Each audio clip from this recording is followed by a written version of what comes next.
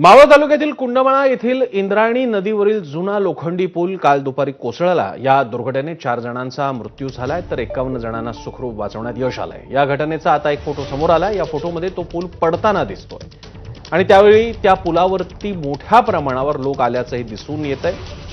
एकाच वेळी अनेक लोक या पुलाच्या मर्यादेपेक्षा क्षमतेपेक्षा जास्त लोक जमल्यानं हा अपघात झाला असावा असा अंदाज वर्तवण्यात आला।